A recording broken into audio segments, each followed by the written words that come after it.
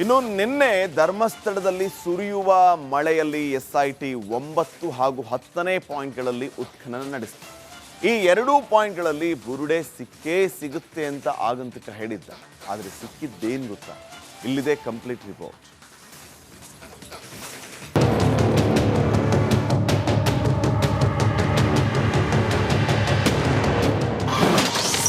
ಧರ್ಮಸ್ಥಳ ಶವ ಹೂತಿಟ್ಟ ಕೇಸ್ಗೆ ರೋಚಕ ಟ್ವಿಸ್ಟ್. 9-10ನೇ ಪಾಯಿಂಟ್ನಲ್ಲೂ ಪತ್ತೆಯಾಗದ ಅವಶೇಷ. ಧರ್ಮಸ್ಥಳ ತಲೆಬುರುಡೆ ಕೇಸ್ಗೆ ಟ್ವಿಸ್ಟ್ ಮೇಲೆ ಟ್ವಿಸ್ಟ್ ಸಿಗ್ತಾನೆ ಇದೆ.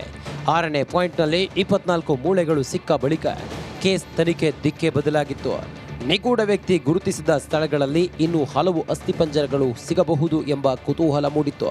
ನಿನ್ನೆ 5ನೇ ದಿನವೂ ಕಾರ್ಯಾಚರಣೆಯಲ್ಲಿ 9 ಮತ್ತು 10ನೇ ಪಾಯಿಂಟ್ಗಳಲ್ಲಿ ಅಗೆಯಲಾಯಿತು. ನಿನ್ನೆ ಮಳೆ ನಡುವೆಗೆ ಎಸ್ಐಟಿ ಟೀಮ್ ಶೋಧ ಕಾರ್ಯ ಮುಂದುವರೆಸಿತ್ತು. ನಿಗೂಢ ವ್ಯಕ್ತಿ ಗುರುತಿಸಿದ್ದ 9 ಮತ್ತು 10ನೇ ಪಾಯಿಂಟ್ನಲ್ಲಿ ಬುರುಡೆ ಸಿಕ್ಕೇ ಸಿಗುತ್ತೆ ಅಂತ ತುಂಬಾ ಕಾನ್ಫಿಡೆಂಟ್ ಆಗಿದ್ದ ಆಗಂತುಕನಿಗೆ ನಿರಾಸೆಯಾಯಿತು. 6 ಅಡಿಗಳಷ್ಟು ಆಳ ಅಗೆದರೂ ಒಂದು ಸಣ್ಣ ಮೂಳೆ ಕೂಡ ಪತ್ತೆಯಾಗಲಿಲ್ಲ. ಧರ್ಮಸ್ಥಳದಲ್ಲಿ ಇಂದು ಉತ್ಖನನ ಡೌಟ್. ಇನ್ನು 11, 12 ಹಾಗೂ 13 ಪಾಯಿಂಟ್ ಉತ್ಖನನ ಮಾತ್ರ ಬಾಕಿ ಇದ್ದು, ಇಂದು ಭಾನುವಾರವಾದ ಕಾರಣ ರಜಾ ದಿನ ಹಿನ್ನೆಲೆ ಶೋಧ ಕಾರ್ಯ ನಡೆಸುವುದು ಅನುಮಾನ. ಯಾಕಂದ್ರೆ ಎಸಿ ಸೇರಿದಂತೆ ಕಂದಾಯ ಇಲಾಖೆ FSL ಅಧಿಕಾರಿಗಳಿಗೆ ರಜೆ ಇರುತ್ತೆ. ನೇತ್ರಾವತಿ ತಟದಲ್ಲಿ 9 ಹಾಗೂ 10ನೇ ಪಾಯಿಂಟ್ ಕಾರ್ಯಾಚರಣೆ ಪೂರ್ಣಗೊಂಡಿದ್ದು, ಇನ್ನುಳಿದ 3 ಪಾಯಿಂಟ್ಗಳತ್ತ ಎಲ್ಲರ ಚಿತ್ತ ನೆಟ್ಟಿದೆ. ಈ 3 ಪಾಯಿಂಟ್ಗಳಲ್ಲಿ ನಿಗೂಢ ವ್ಯಕ್ತಿ ಹೇಳಿದಂತೆ ಅಸ್ಥಿಪಂಜರ ಸಿಗುತ್ತಾ ಇಲ್ವಾ ಅನ್ನೋದನ್ನ ಕಾದು ನೋಡಬೇಕು. Bureau report, republic Kannada.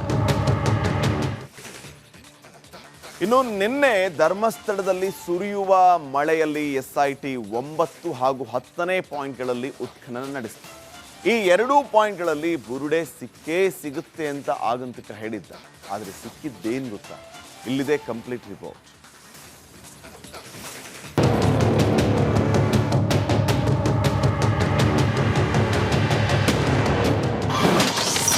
Dharmasthala ಶವ ಹೂತಿಟ್ಟ ಕೇಸ್ಗೆ ರೋಚಕ ಟ್ವಿಸ್ಟ್.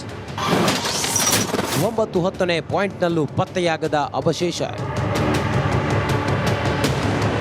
ಧರ್ಮಸ್ಥಳ ತಲೆಬುರುಡೆ ಕೇಸ್ಗೆ ಟ್ವಿಸ್ಟ್ ಮೇಲೆ ಟ್ವಿಸ್ಟ್ ಸಿಗ್ತಾನೆ ಇದೆ. 6ನೇ ಪಾಯಿಂಟ್ನಲ್ಲಿ 24 ಮೂಳೆಗಳು ಸಿಕ್ಕ ಬಳಿಕ ಕೇಸ್ ತನಿಖೆ ದಿಕ್ಕೆ ಬದಲಾಗಿತ್ತು. ನಿಗೂಢ ವ್ಯಕ್ತಿ ಗುರುತಿಸಿದ ಸ್ಥಳಗಳಲ್ಲಿ ಇನ್ನೂ ಹಲವು ಅಸ್ಥಿಪಂಜರಗಳು ಸಿಗಬಹುದು ಎಂಬ ಕುತೂಹಲ ಮೂಡಿತ್ತು.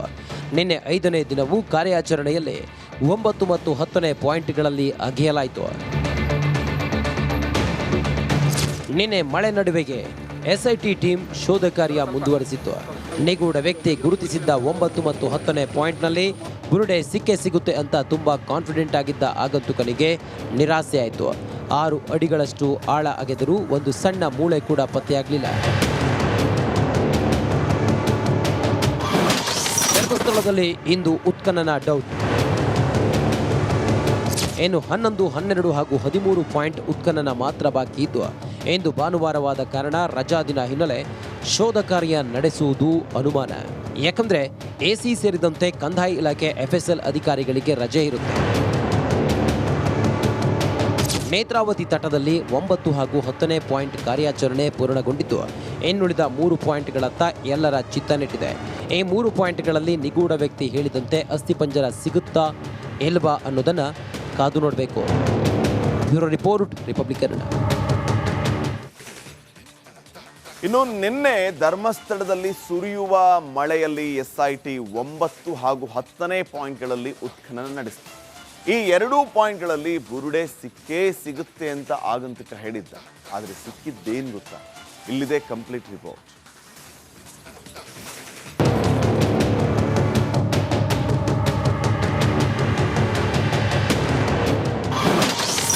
ಧರ್ಮಸ್ಥಳ ಶವ ಹೂತಿಟ್ಟ ಕೇಸ್ಗೆ ರೋಚಕ ಟ್ವಿಸ್ಟ್. 9-10ನೇ ಪಾಯಿಂಟ್ನಲ್ಲೂ ಪತ್ತೆಯಾಗದ ಅವಶೇಷ.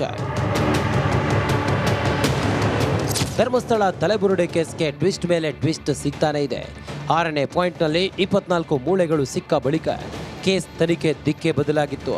ನಿಗೂಢ ವ್ಯಕ್ತಿ ಗುರುತಿಸಿದ ಸ್ಥಳಗಳಲ್ಲಿ ಇನ್ನೂ ಹಲವು ಅಸ್ಥಿಪಂಜರಗಳು ಸಿಗಬಹುದು ಎಂಬ ಕುತೂಹಲ ಮೂಡಿತ್ತು. ನಿನ್ನೆ 5ನೇ ದಿನವೂ ಕಾರ್ಯಾಚರಣೆಯಲ್ಲಿ 9 ಮತ್ತು 10ನೇ ಪಾಯಿಂಟ್ಗಳಲ್ಲಿ ಅಗೆಯಲಾಯಿತು. ನಿನ್ನೆ ಮಳೆ ನಡುವೆಗೆ ಎಸ್ಐಟಿ ಟೀಮ್ ಶೋಧ ಕಾರ್ಯ ಮುಂದುವರಿಸಿತ್ತು.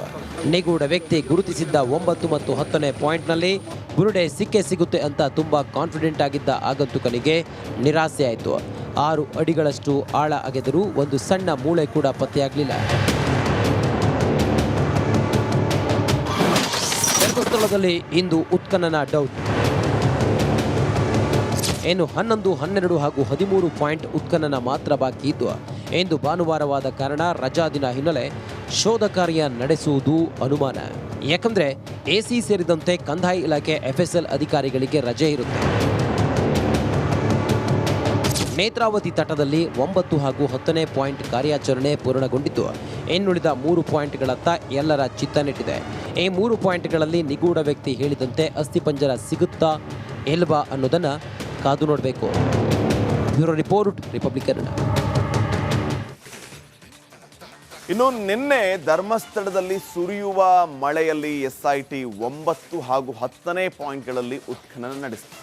ಈ 2 ಪಾಯಿಂಟ್ಗಳಲ್ಲಿ ಬುರುಡೆ ಸಿಕ್ಕೇ ಸಿಗುತ್ತೆ ಅಂತ ಆಗಂತುಕ ಹೇಳಿದ್ದ. ಆದರೆ ಸಿಕ್ಕಿದ್ದೇನು ಗೊತ್ತಾ? ಇಲ್ಲಿದೆ ಕಂಪ್ಲೀಟ್ ರಿಪೋರ್ಟ್.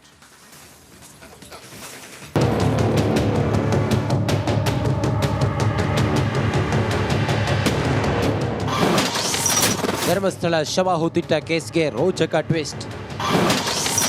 9, 10ನೇ ಪಾಯಿಂಟ್ನಲ್ಲೂ ಪತ್ತೆಯಾಗದ ಅವಶೇಷ. ಧರ್ಮಸ್ಥಳ ತಲೆಬುರುಡೆ ಕೇಸ್ಗೆ ಟ್ವಿಸ್ಟ್ ಮೇಲೆ ಟ್ವಿಸ್ಟ್ ಸಿಗ್ತಾನೆ ಇದೆ. 6ನೇ ಪಾಯಿಂಟ್ನಲ್ಲಿ 24 ಮೂಳೆಗಳು ಸಿಕ್ಕ ಬಳಿಕ ಕೇಸ್ ತನಿಖೆ ದಿಕ್ಕೆ ಬದಲಾಗಿತ್ತು. ನಿಗೂಢ ವ್ಯಕ್ತಿ ಗುರುತಿಸಿದ ಸ್ಥಳಗಳಲ್ಲಿ ಇನ್ನೂ ಹಲವು ಅಸ್ಥಿಪಂಜರಗಳು ಸಿಗಬಹುದು ಎಂಬ ಕುತೂಹಲ ಮೂಡಿತ್ತು. ನಿನ್ನೆ 5ನೇ ದಿನವೂ ಕಾರ್ಯಾಚರಣೆಯಲ್ಲಿ 9 ಮತ್ತು 10ನೇ ಪಾಯಿಂಟ್ಗಳಲ್ಲಿ ಅಗೆಯಲಾಯಿತು. ನಿನ್ನೆ ಮಳೆ ನಡುವೆಗೆ ಎಸ್ಐಟಿ ಟೀಮ್ ಶೋಧ ಕಾರ್ಯ ಮುಂದುವರಿಸಿತ್ತು.